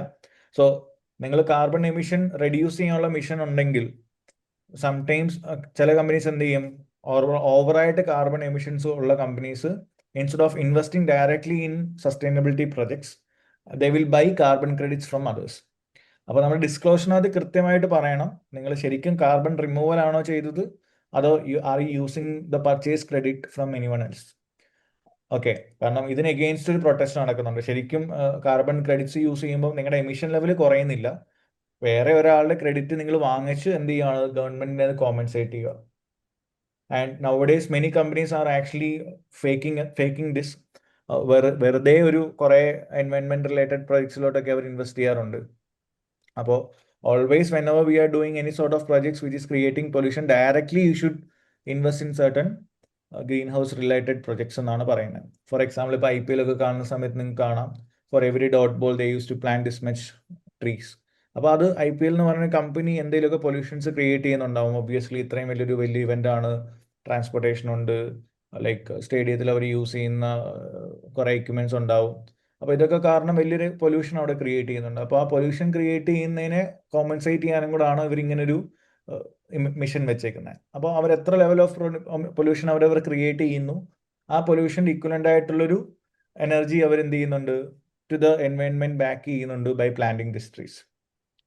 മനസ്സിലായോ? അപ്പോൾ suppose if they are not doing such things they have to buy the carbon credits from any other solar energy related projects. Are you getting that point? അപ്പോൾ ഇങ്ങനത്തെ കുറച്ച് ഏരിയാസ് ഒന്ന് അറിഞ്ഞിരിക്കുക. സോ ഇത് നമ്മുടെ അക്കൗണ്ടിങ് നോളജ് അല്ലെങ്കിലും still you have to be aware about this areas. Then second part as we discussed, അപ്പോൾ ഡിസംബറിലായിരുന്നു സസ്റ്റൈനബിലിറ്റി ചോദിച്ചത്. പക്ഷേ when it comes to March sustainability അത്ര ഒരു ഇമ്പോർട്ടൻറ്റ് ടോപ്പിക് അല്ലായിരുന്നു. ലൈക്ക് ഈവൻ എനിക്ക് തോന്നുന്നു എല്ലാ 2-3 ഡിഫറെൻറ്റ് സെറ്റ്സിലും സസ്റ്റൈനബിലിറ്റി അങ്ങനെ ചോദിച്ചില്ല. അപ്പോൾ we don't know what will be tested in June. പക്ഷേ ഡിസംബറിൽ കഴിഞ്ഞ് മാർച്ചിലേക്ക് വന്ന സമയത്ത് IFRS 18 ഞാൻ ഓൾറെഡി ക്ലാസ്സിൽ പറഞ്ഞ പോലെ ഒരു കൈൻഡ് ഓഫ് 19 മാർക്സിന്, ഓൾമോസ്റ്റ് 19 to 20 മാർക്സിന് ചോദിച്ചൊരു ഏരിയ ആണ്. പക്ഷേ ബേസിക്കലി എന്താ ക്വസ്റ്റ്യൻ്റെ പാറ്റേൺ നമ്മുടെ റിവിഷൻ കിറ്റിലൊന്നും അങ്ങനെ ഒരു ക്വസ്റ്റ്യൻ ഇല്ലായിരുന്നു. So that was little challenging for students. Basically, from an idea that I got from students who already wrote the exam, ഒരു കമ്പനിയുടെ ഒരു P&L അവർ തന്നു. That was as per previous IAS 1, which is actually we used to follow for presenting FS. SOFP ആണെങ്കിലും P&L ഒക്കെ നമ്മൾ നേരത്തെ IAS 1 പ്രകാരമായിരുന്നു ചെയ്യുന്നത്. അപ്പോൾ IAS 1 പ്രകാരം തന്നെ ചെയ്ത ഒരു കമ്പനിയുടെ P&L തന്നു. എന്നിട്ട് അതിനെ IFRS 18 പെർസ്പെക്റ്റീവിൽ ക്രിട്ടിക്കലി അനലൈസ് ചെയ്യാൻ പറഞ്ഞു. ക്രിട്ടിക്കലി അനലൈസ് ചെയ്യാന്ന് പറഞ്ഞു കഴിഞ്ഞാൽ അവിടെ എന്തൊക്കെ മിസ്റ്റേക്സ് ആണ് അവർ ചെയ്തത്, അവർ correct IFRS 18 guidelines follow ചെയ്ത സിറ്റുവേഷൻ ഏതൊക്കെയാണ്, ഫോളോ ചെയ്യാത്ത സിറ്റുവേഷൻ എന്തൊക്കെയാണ്. സോ ഇതായിരുന്നു ബേസിക്കലി അതിൻ്റെ ഒരു ക്വസ്റ്റ്യൻ്റെ pattern. So the only knowledge part നമുക്കുണ്ടെങ്കിൽ എന്തായാലും നമുക്കത് എന്ത് ചെയ്യാം, അങ്ങനത്തെ ഒരു ക്വസ്റ്റ്യൻ വരുമ്പോൾ ഈസിലി ഫോക്കസ് ചെയ്ത് നമുക്ക് ആൻസർ എഴുതാൻ പറ്റും. Now, IFRS 18 വരുന്ന സമയത്ത് first we should understand what is the reason for change. IAS 1 നിന്ന് എന്തുകൊണ്ട് IAS 18 IFRS 18 എന്ന് പറഞ്ഞ റീപ്ലേസ്മെന്റ് വന്നു നമുക്ക് നോക്കാം.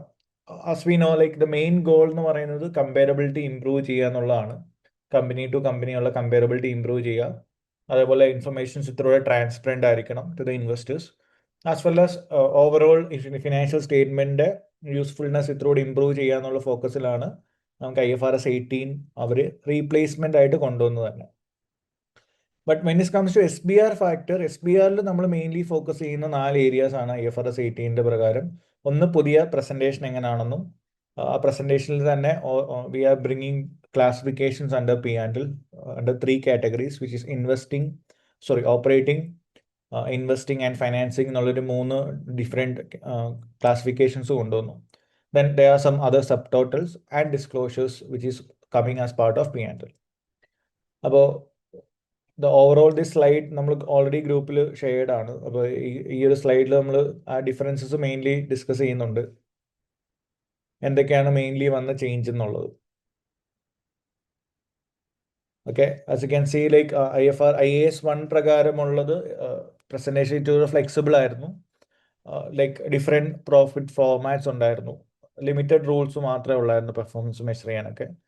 IFRS 18 വന്നപ്പോൾ ഒരു മേജർ ചേഞ്ച് കൊണ്ടുവന്നത് മാൻഡറ്ററി ആയിട്ടും കാറ്റഗറീസ് കൊണ്ടുവന്നു. ഞാനിപ്പോൾ പറഞ്ഞ പോലെ they have both categories in terms of operation, investing and financing എന്നുള്ള രീതിയിലൊരു കാറ്റഗറി കൊണ്ടുവന്നു. ആൻഡ് സ്റ്റാൻഡർഡൈസ്ഡ് സബ് ടോട്ടൽസ് കൊണ്ടുവന്നു. ദാറ്റ് ഈസ് ഓപ്പറേറ്റിംഗ് പ്രോഫിറ്റ് എന്താണെന്നും profit before finance and tax എന്ന് പറഞ്ഞുകൊണ്ട് കുറച്ച് അഡീഷണൽ സബ് ടോട്ടൽസ് വന്നിട്ടുണ്ട്. ദെൻ MPM റിലേറ്റഡ് ആയിട്ടുള്ള disclosures, that is management performance measure ചെയ്യുന്ന കുറേ ഫാക്ടേഴ്സ് എന്തൊക്കെയാണെന്നുള്ള ഡിസ്ക്ലോഷേഴ്സ്.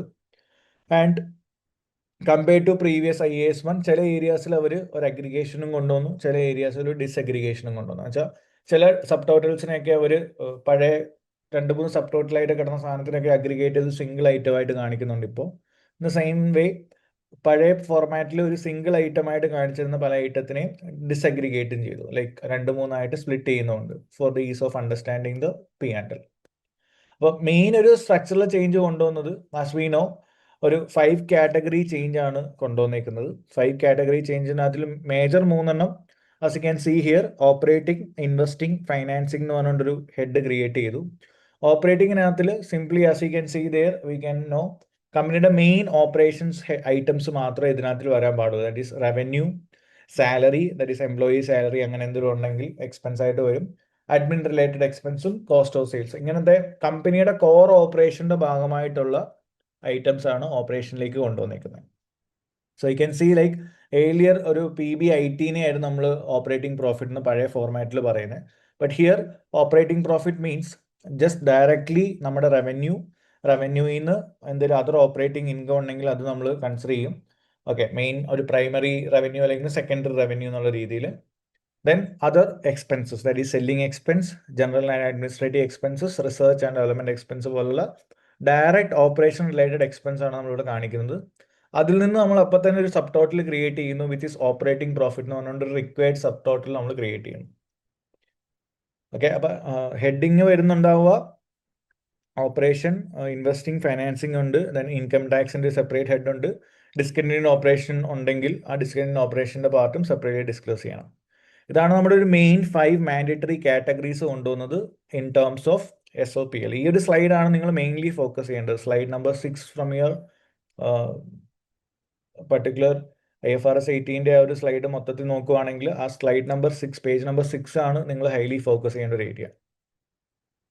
ദെൻ ഇൻവെസ്റ്റ്മെന്റ് കാറ്റഗറിയിലേക്ക് വരുമ്പോൾ എന്തൊക്കെ കൊണ്ടുവന്നു? ഇൻവെസ്റ്റ്മെന്റ് കാറ്റഗറിയിലുണ്ട്. Investment category we are only focusing on return from our investment which is not part of our main operation. നമ്മുടെ main ഓപ്പറേഷന്റെ ഭാഗമല്ലാത്ത ഇൻവെസ്റ്റ്മെന്റ് റിലേറ്റഡ് ആയിട്ടുള്ള എല്ലാ കാര്യവും, that is you can see here share of profit from associate and joint ventures, any interest from cash and cash equivalents, any kind of deposit we have in the bank, or other sort of other investment income like dividend പോലെ എന്തെങ്കിലും income വരുവാണെങ്കിലോ investment gains വല്ലതും ഉണ്ടെങ്കിൽ as part of our investment in equity or debt investments, ഇതൊക്കെ നമ്മൾ കാണിക്കുന്നത് ഈ പറഞ്ഞ investment കാറ്റഗറിയിലായിരിക്കും. Okay, നേരത്തെ നമ്മൾ ഇതൊക്കെ കഴിഞ്ഞിട്ട് ഇതൊക്കെ നമ്മൾ ഓപ്പറേറ്റിംഗ് പ്രോഫിറ്റിന്റെ ഭാഗമായിരുന്നു, PBIT ഭാഗമായിരുന്നു. Now it is separately shown. അതാണ് മെയിൻ ഒരു change. Then, so just before that, now we have got a new subtotal which is operating profit. ശേഷമുള്ള subtotal ആണ് profit before financing and income tax. Interest and tax എന്നുള്ളതിന് പകരം now it became profit before financing and income tax. And here we are discussing about the financing related expenses. Okay, that is any interest on loan or lease liability, any interest on pension liability as per IAS 19, or any other interest expense on any other sort of other liabilities such as OD or something like that. Okay, ഇങ്ങനത്തെ എല്ലാ ഇൻട്രസ്റ്റിനെയും നമ്മൾ financing കാറ്റഗറിയിൽ കൊണ്ടുവരും. Earlier it was like ഒരു PBIT എന്ന് പറഞ്ഞ figure ആയിരുന്നു നമ്മൾ കാൽക്കുലേറ്റ് ചെയ്യുന്നതെങ്കിൽ now instead of PBIT it is clearly mentioned as profit before financing and income tax. And ഇതിൽ തന്നെ ഒരു ഇൻട്രസ്റ്റിനെ എല്ലാം നമ്മൾ സ്പ്ലിറ്റ് ചെയ്തായിരിക്കും കാണിക്കുന്നത്. ലോണിന്റെ ഇൻട്രസ്റ്റ് എത്ര, പെൻഷൻ ലയബിലിറ്റി റിലേറ്റഡ് ഇൻട്രസ്റ്റ് എത്രയാണ്, ഇനി അതർ ലയബിലിറ്റീസ് ഉണ്ടെങ്കിൽ അതിൽ നിന്ന് റിലേറ്റഡ് ഇൻട്രസ്റ്റ് എക്സ്പെൻസ് എത്രയാണ്. മോസ്റ്റ്ലി എക്സ്പെൻസ് തന്നെ ആയിരിക്കും ഇതിൽ വരുന്നുണ്ടാവുക. അതിനുശേഷം we are arriving at the figure which is profit before income tax, which is PBIT. അതിൽ നമ്മൾ ടാക്സ് എക്സ്പെൻസ് കാൽക്കുലേറ്റ് ചെയ്യുന്നു. We know that in income tax it will include both current and deferred tax expenses. And finally you will get profit from continuing operation. അതാണ് നമ്മുടെ സബ് ടോട്ടൽസിൽ ഒരു main subtotal. And finally if there is any discontinued operation for the company as per IFRS 5, ആ loss from discontinued operation, mostly discontinued operation എപ്പോഴും ലോസിലായിരിക്കും. We can say for just sake നിങ്ങൾക്ക് വേണമെങ്കിൽ എഴുതാം profit or loss from discontinued operation, അത് separately കാണിക്കും. ഇതാണ് നമ്മുടെ ഒരു actual format as per new IFRS 18 policy. അപ്പോൾ എക്സാമിന് വരുന്നുണ്ടാവുക ഇതിന് എഗെയിൻസ്റ്റ് ആയിട്ട് എന്തെങ്കിലും ആയിരിക്കും അവർ തന്നേക്കുന്ന ഗിവൺ പി ആൻഡ് അതിനെ ക്രിട്ടിക്കലി ഇവാലുവേറ്റ് ചെയ്യാൻ പറയും. ക്രിട്ടിക്കലി ഇവാലുവേറ്റ് ചെയ്യാന്ന് പറഞ്ഞാൽ എന്താ, അതിന്റെ ഫോർമാറ്റിൽ എന്തെങ്കിലും മിസ്റ്റേക്സ് ഉണ്ടെങ്കിൽ അത് ഐഡന്റിഫൈ ചെയ്ത് ആസ് പെർ IFRS 18 അത് എങ്ങനെ കറക്റ്റ് ചെയ്യാൻ നിങ്ങൾ പറയണം. ക്ലിയർ ആണോ?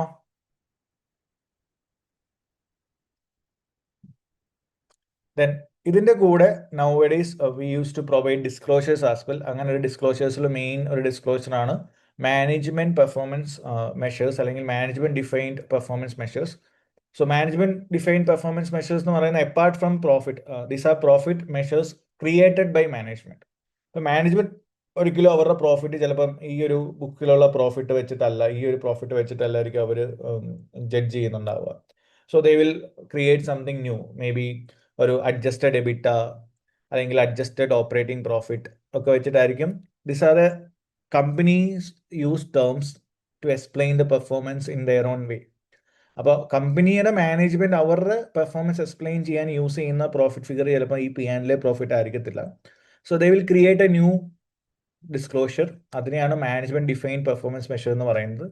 ഫോർ ഇറ്റ് ക്യാൻ ബി ഒരു അഡ്ജസ്റ്റഡ് ഓപ്പറേറ്റിംഗ് പ്രോഫിറ്റ് ആവാം. നമ്മുടെ ഈ P&L തന്നെ ഒരു ഫിഗറിനെ അവർ അഡ്ജസ്റ്റ് ചെയ്യും. Then adjusted EBITA, that is earnings before interest and ടാക്സിനെ അവർ ഒന്നുകൂടെ അഡ്ജസ്റ്റ് ചെയ്യും. സോ അവരുടെ ഡയറക്റ്റ് ഇൻവോൾവ്മെന്റ് വരാത്ത കുറെ ഏരിയസ് കാണും. ഫോർ എക്സാമ്പിൾ ഡിപ്രീസിയേഷൻ, അമോർട്ടൈസേഷൻ ഒക്കെ. അപ്പോൾ എബിറ്റ എന്ന് ഉദ്ദേശിക്കുന്നത് എന്താണ്? Earnings before interest, tax, depreciation and amortization. കാരണം ഡിപ്രീസിയേഷനും അമോർട്ടൈസേഷനും ഒക്കെ നോൺ ക്യാഷ് എക്സ്പെൻസ് ആയതുകൊണ്ട് ഈ ടേംസ് ഒക്കെ വെച്ചിട്ടായിരിക്കും കമ്പനി അവരുടെ എന്തിനെ മെഷർ ചെയ്യുന്നുണ്ടാവുക, MPM മെഷർ ചെയ്യുന്നുണ്ടാവുക. അപ്പോൾ MPM നോർമലി പബ്ലിക്കലി കമ്മ്യൂണിക്കേറ്റ് ചെയ്യുന്ന ഒരു മെഷറാണ്. അപ്പോൾ it communicates our management view to the investors and it is not specifically required by IFRS, but as per IFRS 18 ഇതും കൂടെ വന്നു കഴിഞ്ഞാൽ ഒരു better understanding about the company from the view of a management ആർക്ക് കിട്ടും? ഇൻവെസ്റ്ററിന് കിട്ടുന്നുണ്ടാവും.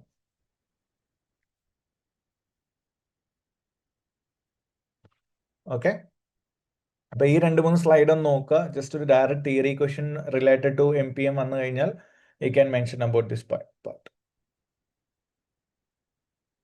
Okay, അപ്പോൾ മാനേജ്മെന്റിന്റെ MPM-നകത്തിൽ it must disclose like what exactly do we measure there, why management believes it help users, and it also we have to show like how MPM connects with any of our IFRS total. നമ്മുടെ ഈ ഒരു adjusted profit എന്ന് പറയുമ്പോൾ ഈ പറയുന്ന ഏതെങ്കിലും profit ഫിഗറിനെ adjust ചെയ്തിട്ടായിരിക്കും ഒരു operating profit എന്ന് പറഞ്ഞു കഴിഞ്ഞാൽ നമ്മുടെ ഓപ്പറേറ്റിംഗ് പ്രോഫിറ്റിലേക്ക് നമ്മൾ എങ്ങനെയാണ് ഈ അഡ്ജസ്റ്റഡ് ഓപ്പറേറ്റിംഗ് പ്രോഫിറ്റിലേക്ക് എത്തിയത്.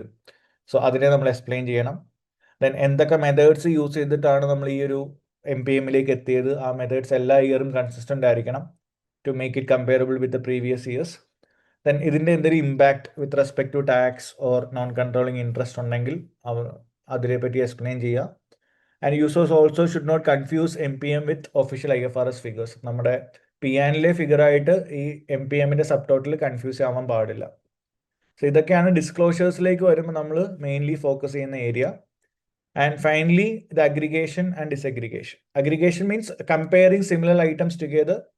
For example, administrative expense are grouped together. Administrative expense like depreciation, amortization, impairment, ingante kore കാര്യങ്ങൾ വരുന്നുണ്ടാവുക. അപ്പോൾ അതിനെ പല ഹെഡ്സിലാക്കുന്നതിന് പകരം we are coming like comparing it together into a single head. That is administrative expenses. ഡിസഗ്രിഗേഷൻ എന്ന് പറയുന്നത് ചില കാര്യങ്ങൾ നിങ്ങൾക്ക് ക്ലാരിറ്റി ഇല്ലെങ്കിൽ, ലെറ്റ്സ് ഓഫീസ് എക്സ്പെൻസ് നിങ്ങൾ എമൗണ്ട് ഇട്ടു, അപ്പോൾ ഇൻവെസ്റ്റർ ചോദിക്കണം എന്താണ് ഈ office expense. So we have to explain like ചിലപ്പോൾ നമ്മൾ എന്തെങ്കിലും റീസ്ട്രക്ചറിങ് കോസ്റ്റ് ചെയ്തിട്ടുള്ളതാണ് which is different from normal expenses. നമ്മൾ കമ്പനിയുടെ ഒരു ബിസിനസ് മോഡൽ മാറിയതിന് പ്രകാരം സിസ്റ്റം റിലേറ്റഡ് കുറച്ച് എക്സ്പെൻസ് വന്നു, അതാണ് ഈ ഓഫീസ് എക്സ്പെൻസ് വേണമെങ്കിൽ പറയാം. ഏത് സോഫ്റ്റ്വെയർ റിലേറ്റഡ് ആവാം.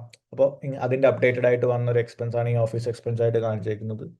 So when the users need a more clarity on certain things, അപ്പോൾ നമ്മൾ ഇവിടെ എന്ത് ചെയ്യേണ്ടി വരും, നമ്മൾ ആ ഒരു സിംഗിൾ ലൈനായിട്ട് തന്നെ ഇത്രയോടെ ഒന്ന് ഡിഫൈൻ ചെയ്ത് പറയണം. ഒന്ന് സെപ്പറേറ്റ് ഔട്ട് ചെയ്ത് പറയണം.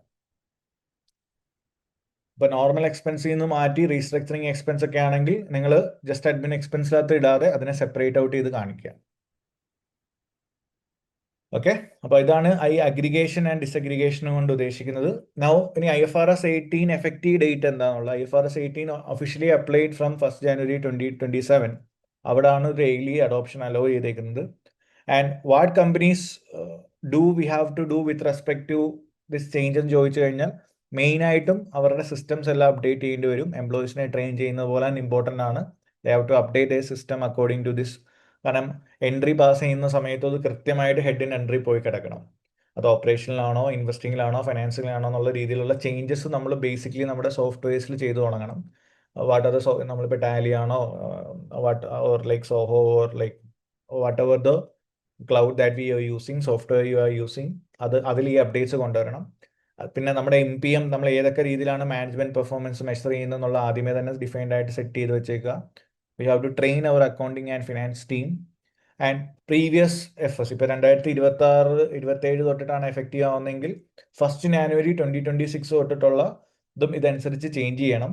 ബിക്കോസ് ഫോർ ദ കമ്പാരിസൺ നമ്മൾ എപ്പോഴും FS പ്രൊഡ്യൂസ് ചെയ്യുന്ന സമയത്ത് 2 ഇയറിൻ്റെ FS ആയിരിക്കുമല്ലോ പ്രൊഡ്യൂസ് ചെയ്യുന്നത്.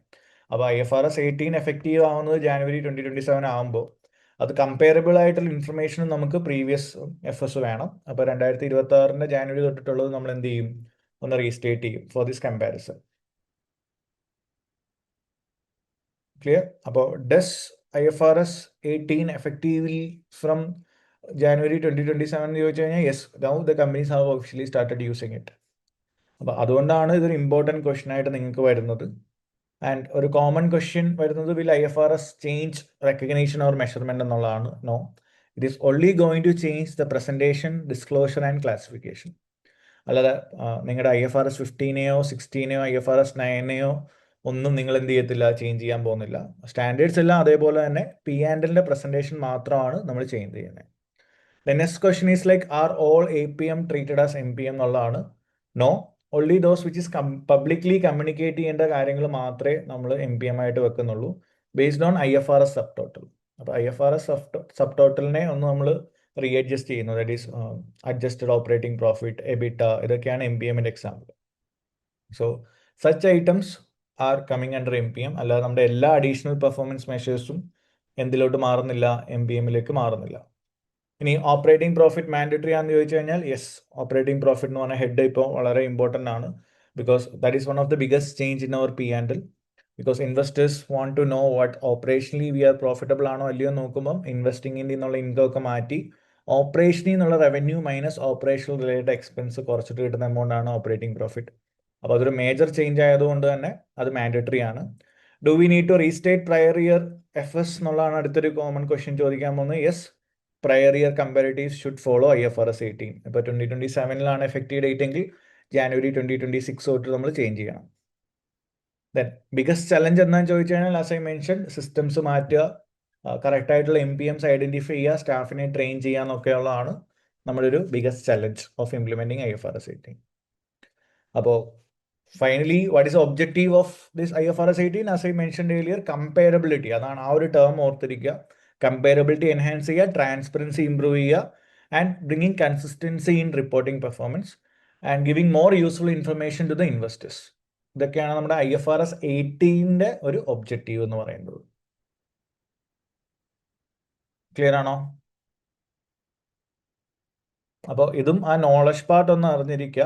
IFRS 18-ന്റെ സ്ലൈഡ് ഞാൻ തന്നിട്ടുണ്ട്. ആ ഒരു സ്ലൈഡ് തന്നെ ഒരു ഓൾമോസ്റ്റ് ഒരു 12 സ്ലൈഡ് ഉണ്ട്, ലൈക്ക് അറൗണ്ട് ഒരു 10 to 11 പേജസ്. അപ്പോൾ അത് കൃത്യമായിട്ടൊന്നും അതിലുള്ള ഡേറ്റാസ് ഒന്നും വായിച്ചു വെച്ചേക്കുക. നമ്മളിപ്പോൾ ഡിസ്കസ് ചെയ്ത കാര്യങ്ങളൊന്നും മെയിനായിട്ടും ഫോക്കസ് ചെയ്യാം.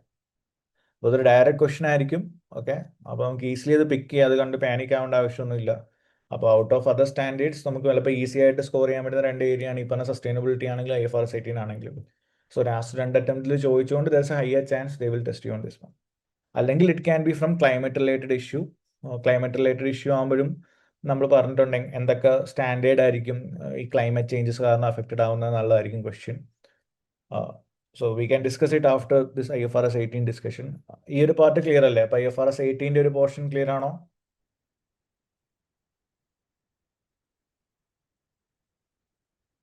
Is it clear, everyone?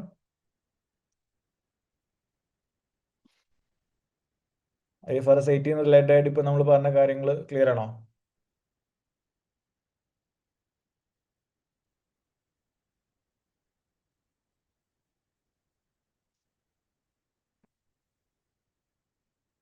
എന്തെങ്കിലും ഡൗട്ട്സ് ഉണ്ടോ ഇതിൽ? ചാറ്റിലൊന്ന് പറയോ?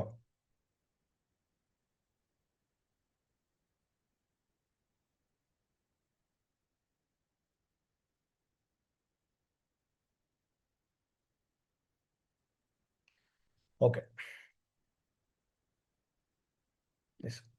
ദെൻ അപ്പോൾ ഇത് രണ്ടുമാണ് കോമൺലി ഈ ക്വസ്റ്റ്യൻ നമ്പർ 4 നമുക്ക് വരാൻ സാധ്യതയുള്ളത്. ഓക്കെ, ഇപ്പോൾ ക്വസ്റ്റ്യൻ നമ്പർ 1 ഗ്രൂപ്പ് ആയിരിക്കും. ഗ്രൂപ്പ് നമുക്ക് ഇപ്പോൾ ലാസ്റ്റ് അറ്റംപ്റ്റിൽ വളരെ normal basic FR related group adjustments ഒക്കെ തന്നെ വന്നുള്ളൂ. Okay, then question number 2 is ethics. Question number 3, last time it was from IFRS 2 and lease. Last question was IFRS 18. അപ്പോൾ എപ്പോഴും ക്വസ്റ്റ്യൻ നമ്പർ 4 എപ്പോഴും ഈ പറഞ്ഞ ചേഞ്ചസ് റിലേറ്റഡ് ആയിട്ടായിരിക്കാം. അപ്പോൾ അതിലൊന്നെങ്കിൽ സസ്റ്റൈനബിലിറ്റി നമ്മൾ ഡിസ്കസ് ചെയ്തു. Then even I have discussed about IFRS 18. Just പിന്നെ day 1 and day 2 ഞാനിപ്പോൾ അപ്ലോഡ് ചെയ്തിട്ടുണ്ട്. Just in YouTube, just go through it. അതിനകത്തിൽ കുറച്ച് റീസെൻ്റ്ലി ഡിസ്കസ്ഡ് ആയിട്ടുള്ള ടോപ്പിക്സ് പറയുന്നുണ്ട്. അപ്പോൾ അതുകൂടെ ഒന്ന് നോക്കുക. മാരത്തോണിൻ്റെ day 1 day 2 ഈ ജൂണിൻ്റെ ഒന്ന് നോക്കുക. ഓക്കെ, ഓൾറെഡി എനിക്ക് തോന്നുന്നു മാരത്തോൺ ഗ്രൂപ്പിൽ ഷെയർ ചെയ്തിട്ടുണ്ട്. അപ്പോൾ അതൊന്ന് നോക്കുക. ദെൻ അതിലില്ലാത്തൊരു കാര്യം എനിക്ക് ഡിസ്കസ് ചെയ്യാനുള്ളത് changes with related to climate change related ആയിട്ടുള്ള ഇമ്പാക്ട് എന്തായിരിക്കും FSൽ നിന്നൊരു ക്വസ്റ്റ്യൻ വരാം. അപ്പോൾ ഇത് നമ്മുടെ ടെക്സ്റ്റ് ബുക്കിനകത്തിലുള്ള ഒരു ഏരിയ ആണ്. അപ്പോൾ ക്ലൈമറ്റ് റിലേറ്റഡ് ആയിട്ടുള്ള ചേഞ്ചസ് കമ്പനീനെ എങ്ങനെ അഫക്റ്റ് ചെയ്യും? So one of the most important area of impact will be impairment എന്ന് പറഞ്ഞ സ്റ്റാൻഡേർഡിനെ ആയിരിക്കും ഇത് അഫക്റ്റ് ചെയ്യുന്നുണ്ടാവുക. കാരണം ക്ലൈമറ്റ് റിലേറ്റഡ് ആയിട്ടുള്ള എന്ത് എഫക്റ്റ് വന്നാലും അത് ചില അസറ്റ്സിന്റെ ഇമ്പയർമെന്റിലേക്ക് അത് ലീഡ് ചെയ്യും. അപ്പോൾ ഇമ്പയർമെന്റ് ഏതെങ്കിലും അസറ്റ്സിൽ വന്നിട്ടുണ്ടോ നിങ്ങൾ നോക്കുക. അതേപോലെ തന്നെ IAS 16 ആൻഡ് IAS 38 ഇമ്പാക്ട് എന്താണെന്ന് ചോദിച്ചു കഴിഞ്ഞാൽ അത് അസറ്റിന്റെ യൂസ്ഫുൾ ലൈഫ് നമ്മളവിടെ റിവ്യൂ ചെയ്യേണ്ടി വരും.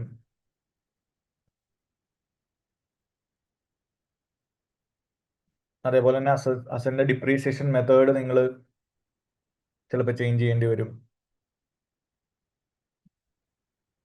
ഓക്കെ, ഇനി IAS 38 സ്പെസിഫിക്കലി റിലേറ്റഡ് ആയിട്ട് പറഞ്ഞു കഴിഞ്ഞാൽ നിങ്ങൾക്ക് ചിലപ്പോൾ കൂടുതൽ R&D ഒക്കെ ചെയ്യേണ്ടി വരും. Light is sustainable. ഇപ്പോൾ ക്ലൈമറ്റ് ചേഞ്ചസ് അഫക്റ്റഡ് ആവാത്ത രീതിയിലുള്ള പുതിയ പ്രൊഡക്ട്സിലേക്കും പുതിയ ഓപ്പറേഷൻസിലേക്കൊക്കെ നിങ്ങൾ മാറണം. So we may have to spend more amount on R&D.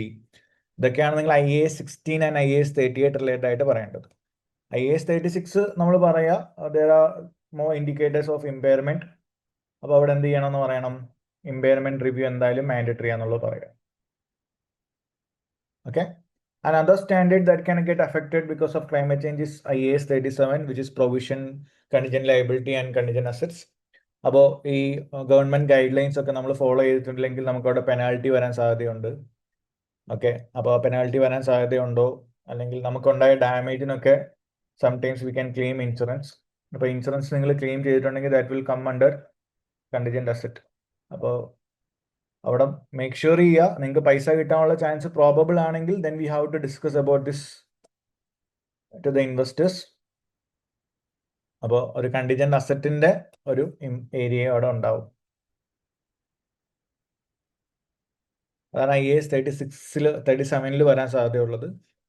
IAS 12 ഒരു ഇമ്പാക്ട് ഉണ്ടാവാറുണ്ട് വിത്ത് റെസ്പെക്ട് ടു ഈ പറഞ്ഞ climate changes, which is probability of company already ഒരു ഡിഫേർഡ് ടാക്സ് അസറ്റ് വല്ലതും ക്രിയേറ്റ് ചെയ്ത് വെച്ചിട്ടുണ്ടെങ്കിൽ അത് ഫ്യൂച്ചർ പ്രോഫിറ്റബിലിറ്റിനെ കണ്ടിട്ടായിരിക്കും deferred tax asset create ചെയ്തിട്ടുണ്ടാവുക.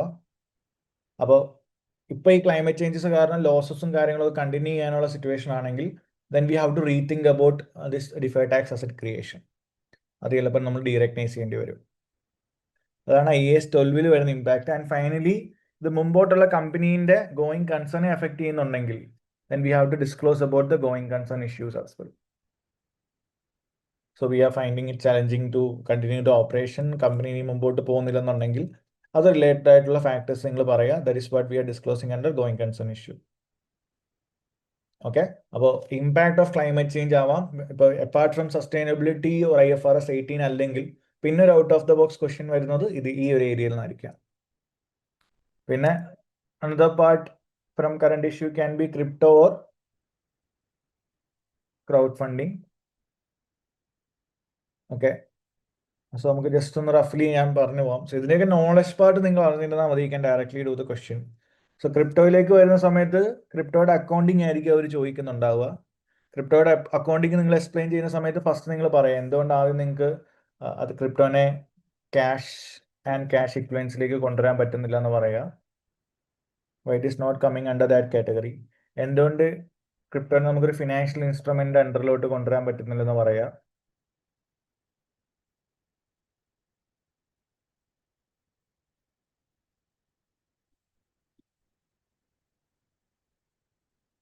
And finally, how we arrived at the current scenario, which is accounting it under IAS 38. Crypto current IAS 38 അണ്ടറിലാണ്. അപ്പോൾ IAS 30ലേക്ക് നിങ്ങൾ എങ്ങനെ എത്തി എന്നുള്ളത് പറയാം. ഓക്കെ, അപ്പോൾ why not cash and cash equivalence? അപ്പോൾ ക്യാഷ് എന്ന് പറയുന്നത് ഡെഫിനറ്റ് വാല്യൂ ഉള്ള ഐറ്റം ആണ്. ഓക്കെ അല്ലേ, വലിയ വാല്യൂ ചേഞ്ചസ് ഇല്ലാത്തതിനെയാണ് അല്ലെങ്കിൽ ക്യാഷ് ഇക്വലന്റ് ഐറ്റംസ് എന്ന് പറയുന്നത്. On the other hand crypto ഒരിക്കലും ഒരു മണീന് ഈക്വലന്റ് ആവത്തില്ല. ഈവൻ ദോ അത് മോണിറ്ററി എക്സ്ചേഞ്ച് ആയിട്ടൊക്കെ നോൺ മോണിറ്ററി എക്സ്ചേഞ്ച് ആയിട്ടൊക്കെ യൂസ് ചെയ്യുന്നുണ്ടെങ്കിലും, പല അസറ്റ്സ് വാങ്ങാനായിട്ട് ഇപ്പോൾ നവഡേസ് ക്രിപ്റ്റോ യൂസ് ചെയ്യുന്നുണ്ടെങ്കിലും അതിന് ഡെഫിനറ്റ് വാല്യൂ ഇല്ലാത്തത് കൊണ്ട് ഉറപ്പായിട്ടും അതിനെ ക്യാഷ് ആൻഡ് ക്യാഷ് ഇക്വലൻസിലേക്ക് കൊണ്ടുവരാൻ പറ്റത്തില്ല. Next question will be like, okay then we can consider it's like ഒരു ഫിനാൻഷ്യൽ അസറ്റ് ആയിട്ട് കാണിക്കാൻ പറ്റുമോ? Okay, like shares. Okay, investment ആണല്ലോ, ലൈക്ക് ഷെയർ കാറ്റഗറിയിലേക്ക് ഒരു ഡെറ്റ് ഇൻവെസ്റ്റ്മെന്റ് പോലെയൊക്കെ ഒരു ഫിനാൻഷ്യൽ അസറ്റ് ആയിട്ട് കാണിക്കാൻ പറ്റും എന്നുള്ളതാണ്. അതും പറ്റത്തില്ല, കാരണം ഒരു ഫിനാൻഷ്യൽ അസറ്റിന്റെ ഡെഫിനേഷൻ പറയുന്നത് it should be a contract എന്നുള്ളതാണ്. അല്ലെങ്കിൽ financial instrument means it's a contract whereby for one party it creates a financial asset and other party it will be an either an equity or liability. ഇതിനെ നമ്മൾ ഒരു financial instrument എന്ന് പറയുന്നത്. പക്ഷെ crypto automatically ആ definition എന്ത് ചെയ്യുന്നില്ല, meet ചെയ്യുന്നില്ല. Because there is no contract. അപ്പുറത്ത് ആരും നമുക്ക് വന്നിട്ടൊരു പ്രോമിസ്ഡ് എമൗണ്ട് തരുന്നില്ല. Okay, like kind of a share or debt. There is no second party where they are promising any sort of return there. So it does not meet the definition of financial instrument. അപ്പോൾ പിന്നെ final option എന്താണ്? IAS 38 ആണ്, which is intangible asset. ക്രിപ്റ്റോനെ നമുക്കൊരു intangible asset ആയിട്ട് account ചെയ്യാം. Because intangible അസറ്റിന്റെ category എന്തൊക്കെയാണ്? ഒന്ന്, identifiable ആയിരിക്കണം, അതിനെ നമുക്ക് സെപ്പറേറ്റ്ലി ഐഡന്റിഫൈ ചെയ്യാൻ പറ്റണം. ദാറ്റ് നോൺ മോണിറ്ററി ആണോ നോക്കണം.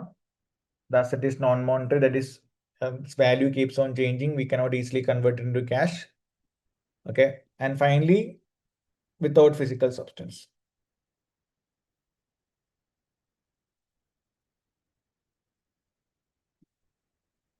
അപ്പോൾ ഈ പറഞ്ഞ മൂന്ന് കാര്യങ്ങളും ആര് മീറ്റ് ചെയ്യുന്നുണ്ട്? ഈ മൂന്ന് ക്രൈറ്റീരിയയും ക്രിപ്റ്റോ മീറ്റ് ചെയ്യുന്നുണ്ട്. ബിക്കോസ് അത് ഐഡന്റിഫയബിൾ ആണ്, കാര്യം സെപ്പറേറ്റ്ലി അതിനെ വിൽക്കാനും വാങ്ങാനും നമുക്ക് പറ്റും. നോൺ മോണിറ്ററി ആണ്, ഒരു ഡെഫിനറ്റ് വാല്യൂ ഇല്ല, it's keeps on changing like land or other buildings, അതിന്റെ വാല്യൂ കീപ്പ് ഓൺ മാറിക്കൊണ്ടിരിക്കും. വിത്തൗട്ട് ഫിസിക്കൽ സബ്സ്റ്റൻസ്, അതിനൊരു ഫിസിക്കൽ എക്സിസ്റ്റൻസും ഇല്ല. അപ്പോൾ thereby we can conclude ക്രിപ്റ്റോന്റെ ഒരു അക്കൗണ്ടിങ് ട്രീറ്റ്മെന്റ് കറന്റ് പോകുന്ന ഏത് പ്രകാരമാണ്? IAS 38 പ്രകാരമാണ്. അപ്പോൾ ഇതാണ് another current issue that they use to test in the previous years. But now crypto അത്ര ട്രെൻഡിങ് ഉള്ള ഒരു ടോപ്പിക് അല്ല. Now in the current terms trending ആയിട്ടുള്ളത് ഈ പറഞ്ഞ IFRS 18 അതേപോലെ IFRS S1 and S2 ആണ്, which is already discussed in the session. Then final part, crowd funding പോലെ എന്തെങ്കിലും കണ്ടു കഴിഞ്ഞാൽ how will you account for it? അപ്പോൾ let's say companies offering tokens, ICO എന്നൊക്കെ കണ്ടു കഴിഞ്ഞാൽ ദാറ്റ് ഇൻഡിക്കേറ്റ്സ് അത് ക്രൗഡ് ഫണ്ടിങ് ആണ്. അപ്പോൾ കമ്പനി അവിടെ എടുക്കുന്ന ഫണ്ടിനെ നമ്മൾ എങ്ങനെ അക്കൗണ്ട് ചെയ്യും എന്നുള്ളതായിരിക്കും ക്വസ്റ്റ്യൻ. സോ ഇത് നമ്മൾ ക്ലാസ്സിൽ പറഞ്ഞാണ്, I'm just again rephrasing it, ഒരു ഇമ്പോർട്ടൻറ്റ് ഏരിയ ആയതുകൊണ്ട്. സോ ഇവിടെ കമ്പനിയിലേക്ക് ക്യാഷ് വരുന്നു, ക്രെഡിറ്റ് നമ്മൾ എന്ത് ചെയ്യും എന്നുള്ളതാണ് doubt. So always understand that ഒരു കാര്യം ക്യാഷ് വന്നു കഴിഞ്ഞാൽ നമുക്ക് മൂന്ന് രീതിയിൽ തന്നെ ക്രെഡിറ്റ് ചെയ്യാം. ഒന്നെങ്കിൽ ക്രെഡിറ്റ് എന്തായിരിക്കാം, ഒരു ക്യാഷ് വന്നു, നമുക്ക് ഒന്നെങ്കിൽ അതിനെ ഇക്വിറ്റി ആയിട്ട് കൊണ്ടുവരാം, ഇക്വിറ്റി ഫണ്ട് വന്നായിരിക്കാം. അല്ലെങ്കിൽ തിരിച്ചു കൊടുക്കേണ്ട ഫണ്ടാണെങ്കിൽ ലയബിലിറ്റി ആണ്. If you are offering any service or product, ഒരു കസ്റ്റമറിന്റെ നിങ്ങൾ അഡ്വാൻസ് ആയിട്ട് പൈസ വാങ്ങുന്നു, എന്നിട്ട് പ്രൊഡക്റ്റ് ബിൽഡ് ചെയ്ത് തരാമെന്ന് പറയുന്നു. അപ്പൊ ആ രീതിയിലാണ് നമ്മൾ ക്രൗഡിന്റെ ഫണ്ട് എടുത്തതെങ്കിൽ then that will come under revenue category. അപ്പൊ എന്തിനാണ് നമ്മൾ, എന്ത് ഒബ്ജക്റ്റീവിലാണ് ഈ ഫണ്ട് എടുത്തതെന്നുള്ളതൊന്ന് നോക്കുക. യൂസിങ് ടോക്കൺസ് വല്ലതും നമ്മൾ ഫണ്ട് റേസ് ചെയ്തിട്ടുണ്ടെങ്കിൽ അതിനൊരു ക്രൗഡ് ഫണ്ടിങ് കാറ്റഗറിയിലേക്ക് കൊണ്ടുവരണം. So whereby we have to understand that that fund which is you received in the company will you have to account this an equity, liability or revenue? അപ്പോൾ always remember ആ fund എടുത്തിട്ട് if you are offering them any share of profit or something like that, കമ്പനിയുടെ net അസറ്റ്സിൽ ഒരു share ആണ് നിങ്ങൾ കൊടുക്കുന്നതെന്നുണ്ടെങ്കിൽ, okay, then that will be account as equity. നിങ്ങൾ ഫണ്ട് എടുത്തിട്ട് in return if you are promising a fixed interest or ഈ amount ഒരു ഇത്ര നാൾ കഴിയുമ്പോൾ നിങ്ങൾ റീപേ ചെയ്യാം, റിഡീം ചെയ്യാം എന്നൊക്കെ പറയുകയാണെങ്കിൽ ഓട്ടോമാറ്റിക്കലി അതെന്തായിരിക്കും, ലയബിലിറ്റി നേച്ചറിലേക്ക് പോകും. അല്ല, നിങ്ങൾ ക്രൗഡിൻ്റെ നിന്ന് ഫണ്ട് എടുത്തിട്ട് in return if you are offering service or products, ഇപ്പോൾ ക്ലാസ്സിൽ നമ്മളൊരു ക്വസ്റ്റ്യൻ ചെയ്തതാണ്, ലൈക്ക് നമ്മൾ ഡ്രോണിൻ്റെ ഒരു question. So there we are taking fund from customers and offering them drones. Company develop ചെയ്യുന്ന ഡ്രോൺസ് ആണ്, ഡ്രോൺസ് അവർക്ക് കൊടുക്കാമെന്നും പറയുന്നുണ്ട്. So in that terms, we are giving a product for that investors. So in that scenario, that will be coming under IFRS 15 revenue. Okay? ഇതിലൊക്കെ നിങ്ങൾ concern ഉണ്ടെങ്കിൽ finally ഈ കാറ്റഗറിയിലൊന്നും വന്നില്ലെങ്കിൽ പിന്നെ എന്തായിരിക്കാം, credit will go to IAS 37 പ്രൊവിഷനിലേക്ക് വെക്കുക. Okay, ഇത് അഗെയിൻ പ്രൊവിഷനിലേക്കും അല്ല, സ്റ്റിൽ വി ഹാവ് കൺസേൺസ് എന്നുണ്ടെങ്കിൽ തൽക്കാലം അതിനെ ഒരു അൺസർട്ടൺ ഫിഗർ ആയിട്ട് വെക്കുന്നു. ലൈക്ക് ഇൻ ഫ്യൂച്ചർ നമുക്കൊരു ക്ലാരിറ്റി കിട്ടുമ്പോൾ as per IAS 8 any change in accounting policy പ്രകാരം ആ ഒരു പർട്ടിക്കുലർ എൻട്രി കറക്റ്റ് അപ്രോപ്രിയേറ്റ് ആയിട്ട് നമുക്ക് വെക്കാൻ പറ്റുന്ന സിറ്റുവേഷൻ നമുക്ക് ചേഞ്ച് ചെയ്യാം. ഓക്കെ, ബട്ട് നോർമലി അത് വരുന്നത് വളരെ റെയർ ആണ്. So it can come under any of this categories. ഇപ്പോൾ ക്രൗഡ് ഫണ്ടിങ് നമ്മൾ ഫണ്ട് റേസ് ചെയ്ത് കഴിഞ്ഞാൽ either it can go to equity or liability or revenue, or if you are offering them service or product, then revenue ആയിരിക്കും obviously, and finally there is provision as well. Clear ആണോ?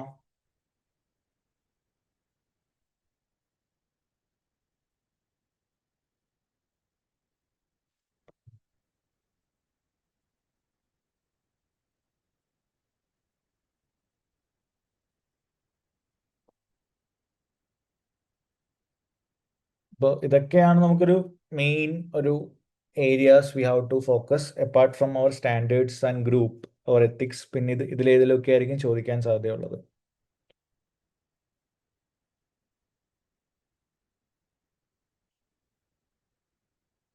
Fund എടുക്കുന്നു, company റീഫണ്ടോ അല്ലെങ്കിൽ എന്തെങ്കിലും കോമ്പൻസേഷനോ അങ്ങനെ എന്തെങ്കിലുമൊക്കെ തരുന്നുണ്ടെങ്കിൽ, if then kind of an obligation is fixed, then accordingly that amount will go to IAS 37. അപ്പോൾ IAS 37 പ്രൊവിഷൻ ആക്കണമെങ്കിൽ ആ IAS പ്രൊവിഷൻ്റെ കണ്ടീഷൻ ഒന്ന് നിങ്ങൾ നോക്കുക. എന്തൊക്കെയാണ്? പ്രസന്റ് ഒബ്ലിഗേഷൻ ഉണ്ടാവണം, പ്രോബബിൾ ആയിരിക്കണം ഫ്യൂച്ചർ ഔട്ട്ഫ്ലോ, അതേപോലെ അതിൻ്റെ റിലയബിൾ എസ്റ്റിമേറ്റ് ചെയ്യാനും പറ്റണം.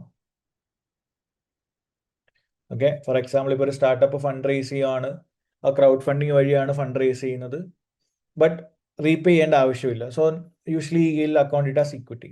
But on the other hand ഇപ്പോൾ ക്രൗഡ് ഫണ്ടിങ് വഴി നമ്മൾ ഫണ്ട് റേസ് ചെയ്യുന്നു for creating a new tech related item and we are promising a refund to the investor if the product fails.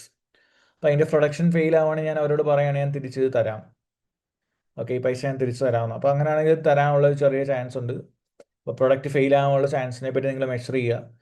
So in that scenario present obligation exist ചെയ്യുന്നുണ്ട്, outflow probable ആണ്, refund നിങ്ങൾക്ക് റിലയബിളി estimate ചെയ്യാൻ പറ്റുമെന്നുണ്ടെങ്കിൽ അവിടെ നമ്മൾ പ്രൊവിഷൻ്റെ കാറ്റഗറിയിലേക്കായിരിക്കും ഇത് വെക്കുന്നുണ്ടാവുക. അപ്പോൾ provision വരുന്ന വളരെ റെയർ സെനാരിയോ ആണ്, ഞങ്ങൾ കണ്ടിട്ടില്ല. Normally it can B either equity, liability or revenue. ഈ ഒരു 3 കാറ്റഗറിയിലായിരിക്കും വരുന്നുണ്ടാവുക. അപ്പോൾ ഈ ഏരിയാസ് ഒക്കെ ക്ലിയർ ആണോ? We discussed about IFRS S1 S2, then IFRS 18 ഞാൻ ആ സ്ലൈഡ് തന്നു. Then apart from that I discussed about climate change impact, crypto and crowd funding. Is it clear, everyone? അപ്പോൾ ഇതിൻ്റെ ക്വസ്റ്റ്യൻസ് ഒന്നും അത്രത്തോളം ഇല്ല കിറ്റിൽ. Just go through. I think only 2 or 3 questions are there. Just go through it. Okay, നിങ്ങളുടെ knowledge പാർട്ടാണ് മെയിൻ. അപ്പോൾ ആ നോളജ് പാർട്ട് ഉണ്ടെങ്കിൽ you can easily score the marks in this areas.